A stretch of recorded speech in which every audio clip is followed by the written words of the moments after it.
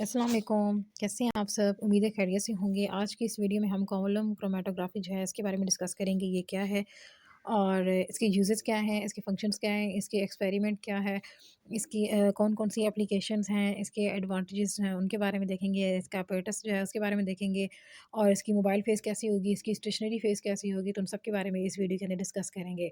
तो वीडियो को स्टार्ट करने से पहले मेरे चैनल को सब्सक्राइब करें, अगर आपको वीडियो अच्छी लगे तो इसको लाइक करें एंड शेयर करें।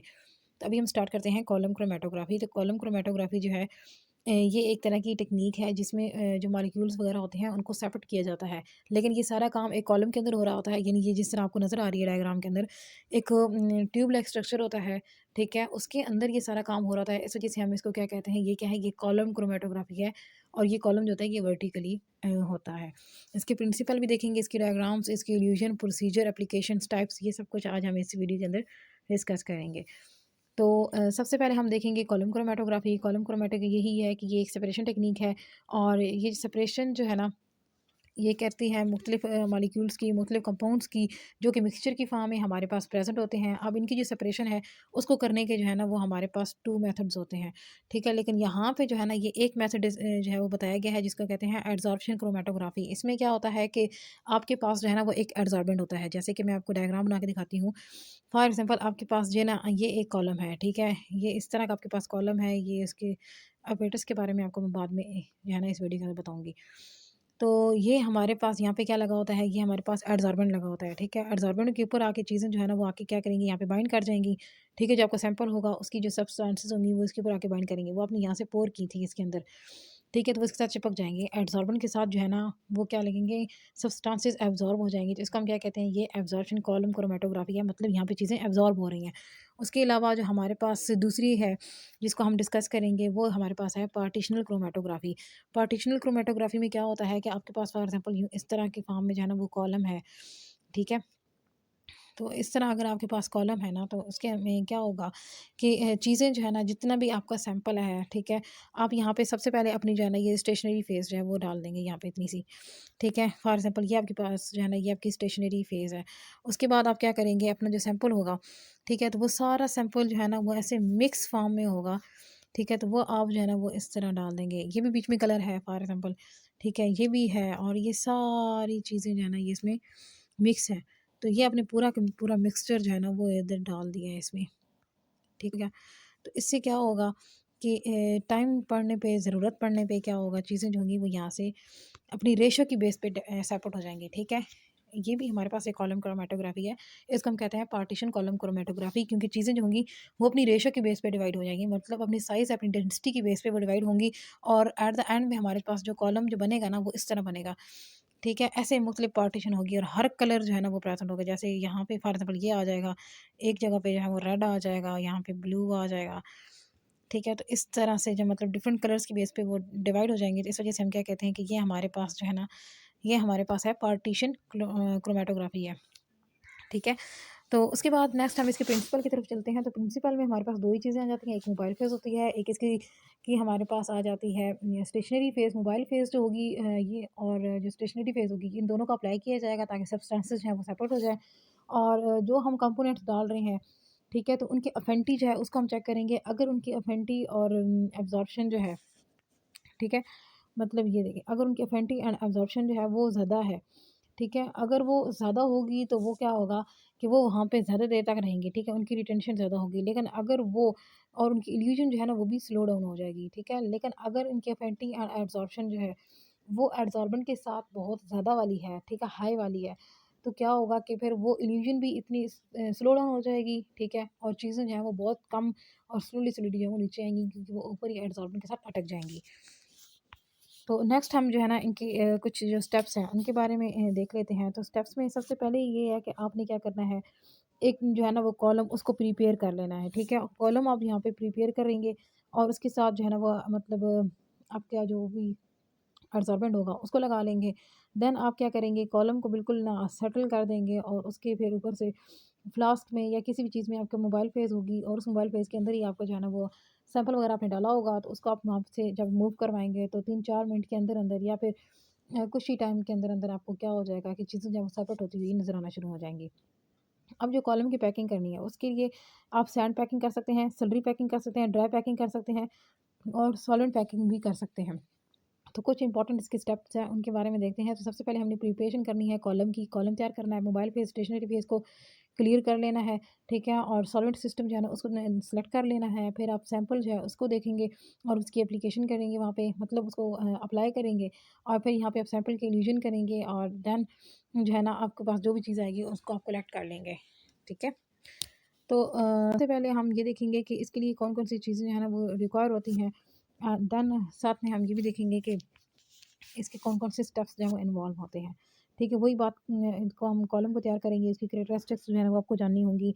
स्टेशनरी फ़ेज़, मोबाइल फ़ेज़, इसके अलावा आपको कॉलम प्रिपेयर करना होगा, सैंपल भी देखना होगा, डेवलपमेंट करना होगा कॉलम की एंड फिर डिटेक्शन करनी होगी कंपोनेंट्स की और आप जो है ना वो रिकवरी कर सकते हैं दोबारा कंपोनेंट्स की। तो यहाँ पे आपके पास जो है ना इस तरह का एक स्टैंड होना चाहिए, ठीक है? उसके साथ आप अपने कॉलम जो है ना एक कॉलम होना चाहिए, ठीक है?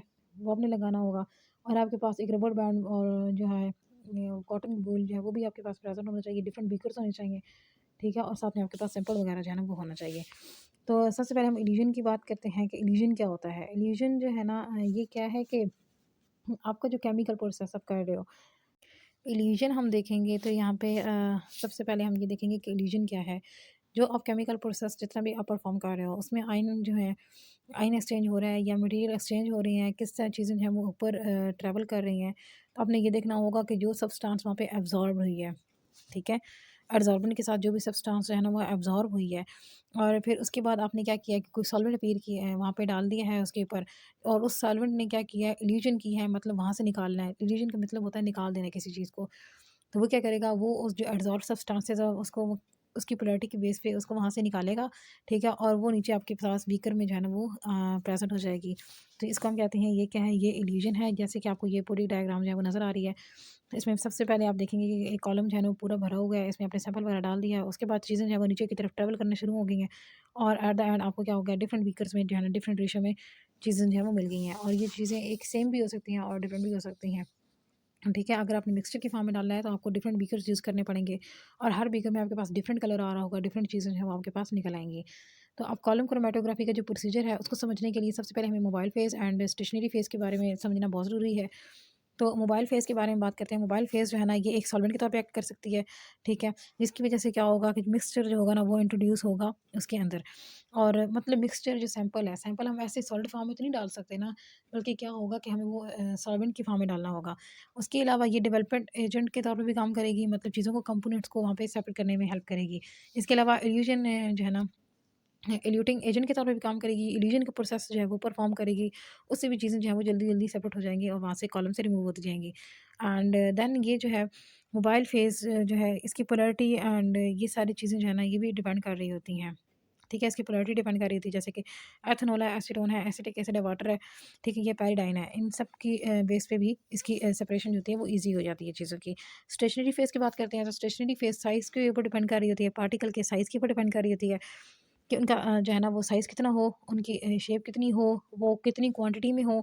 इसके अलावा जो है ना उनकी स्टेबिलिटी भी डिपेंड करती है कि कितनी स्टेबल होने चाहिए, कलरलेस हों, ठीक है? अगर वो कलरफुल होंगे तो मेबी कोई किसी टाइप का कोई एरर वगैरह जो है ना वो उसके अंदर आ जाए। देन मोबाइल फ़ेस की जो है उसके बारे में भी देखेंगे और सूटेबल देखेंगे मिक्सचर जो है वो हम वहाँ पे यूज़ करेंगे। ऐसा नहीं मिक्सचर यूज़ करना कि जो जिसकी अफिनिटी ही ना हो। हम ऐसा कॉलम के अंदर ऐसा मटेरियल यूज़ करेंगे जो कि सॉल्वेंट के साथ मिलता-जुलता हो, मोबाइल फेस के साथ मिलता-जुलता हो और अपने सैंपल जो है हमने यूज़ किया हुआ है, उसके साथ जो है ना वो मिलता-जुलता हो। इसके अलावा जो कॉलम है उसका साइज़ भी, उसकी लेंथ, उनकी हर चीज़ जो है उसको आपने चेक कर लेना है, ठीक है? और वो भी according to your sample sample के अकॉर्डिंग उसको सेट करना है।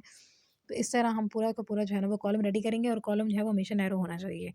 देन जो है हम एक्सपेरिमेंट स्टार्ट करते हैं तो एक्सपेरिमेंट में सबसे पहले हमने स्टेशनरी फेस जो है ना उसको बनाना है। स्टेशनरी फेस बनाने के 2 तरीके हैं। आप उसकी वेट प्रिपरेशन भी कर सकते हैं। यहाँ पे वेट प्रिपरेशन जो है ना उसके बारे में सिर्फ लिखा हुआ है। ठीक है? तो वेट में आप क्या करते हैं कि आप वाटर डालते हैं, ठीक है? वाटर बना करते हैं और साथ में आपके ना मतलब सिलिका जो है वो आप यूज़ करना चाहते हैं, एल्यूमीनियम ऑक्साइड यूज़ करना चाहते हैं, ये जो भी आप सेलुलोज़ कोई भी मटेरियल यूज़ करना चाहते हैं, उसको क्या किया जाता है, उसकी स्लरी बनाई जाती है, ठीक है? वाटर इसमें ऐड कर देते हैं या फिर कोई बफर वगैरह या कोई भी चीज़ ऐड करके उसकी स्लरी बनाई जाती है और उसको फिर कॉलम के अंदर जो है ना यूँ इस तरह कि हमारे पास ये अगर कॉलम है तो इस कॉलम के अंदर जो है ना वो क्या करेंगे, वो सैलरी डालेंगे, ठीक है? वहाँ पे ना सैलरी जो है वो उसको यूज़ करेंगे। लेकिन जो ड्राई होता है उसमें क्या किया जाता है कि उसमें फॉर एग्ज़ाम्पल हमारे पास ये इस तरह का जो है ना वो एक कॉलम है, ठीक है? तो कॉलम में क्या करेंगे कि सबसे पहले आप जो है ना मतलब वो डाल देंगे स्टेशनरी फ़ेज़, ठीक है? स्टेशनरी फ़ेज़ जो डालेंगे वो ऐसे ना सॉलिड की फॉर्म में होगी, ठीक है? ऐसे बीड्स वगैरह जो है ना वो सारे आपने डाल दिए हैं। उसके बाद आप क्या करेंगे कि उसके बाद देन आप इसके अंदर वाटर डाल देंगे, तो ये क्या हो जाएगी, ये वेट प्रिपरेशन हो जाएगी, नहीं ड्राई प्रिपरेशन जो है ना वो हो जाएगी। ठीक है? मतलब पहले आपने वो ड्राई मटीरियल डाला है एंड देन फिर आपने क्या किया है, उसके अंदर जो है ना वो H2O डाल दिया है, ठीक है? तो ये इस तरह से 2 तरीके से आप इसकी प्रिपरेशन जो है वो कर सकते हैं। अब आपने क्या करना है, जो स्टेशनरी फ़ेज़ है, ये जो भी आपने कॉलम तैयार किया है उसको आपने छेड़ना नहीं है, उसको ज़्यादा हिलाना-डुलाना नहीं है, वो जहाँ पे आपने सेट किया है बस वहीं पे रहे, ठीक है? और फिर आपने क्या करना है कि जो अपना जो मिक्सचर होगा ना, ठीक है, फॉर एग्ज़ाम्पल अगर आपके पास ये कॉलम है, तो इसके ऊपर आपने क्या करना है कि जो आपका जो सैंपल है, ठीक है? और सैंपल को आपने क्या करना है कि मिक्स कर देना है सॉल्वेंट के अंदर, ठीक है? यानी मोबाइल फ़ेज़ के अंदर, ठीक है? तो जो आपकी मोबाइल फ़ेज़ होगी उसके अंदर आप इस दोनों को ऐड करके फिर आप इसके अंदर जो है ना अप्लाई करोगे। जब वो फिर चीज़ें इसके अंदर आएँगी तो फिर साथ में जो है ना वो इल्यूट होती जाएँगी और नीचे से आपको जो है बीकर के अंदर जितना भी रिज़ल्ट होगा वो आपको यहाँ पे जो है ना वो सारा मिलता जाएगा। ठीक है? और इस तरह हम किसी भी कंपाउंड को जो है ना वो सेपरेट कर सकते हैं। जैसे कि यहाँ पे एग्ज़ाम्पल दी जाती है कि मुख्तलिफ़ कलर के जो है ना हम इंक्स यूज़ कर लेते हैं, ठीक है? जो ब्लू, रेड, येलो, ग्रीन ये सारी इंक्स हम यूज़ कर लेते हैं, ठीक है? और पोलैरिटी की बेस पे वो क्या होंगी, वो स वहाँ पे ना सेपरेट होती जाएँगी, ठीक है? जैसे कि आपको ये जो है ना ये नज़र आ रहा है, तो अब इसका यहाँ पे आपको बाकी चीज़ें भी जो है वो सेट नज़र आ रही हैं। जैसे कि यहाँ पे नीचे एक प्लग होता है, इस प्लग को हम बाद में निकाल देते हैं। यहाँ पे हमारे पास ग्लास वूल जो है वो प्रेज़ेंट होता है, साथ में ये हमारी स्टेशनरी फ़ेज़ होती है, ये यहाँ पे जो सारी पैकिंग दी हुई है ना, ये स्टेशनरी फ़ेज़ है।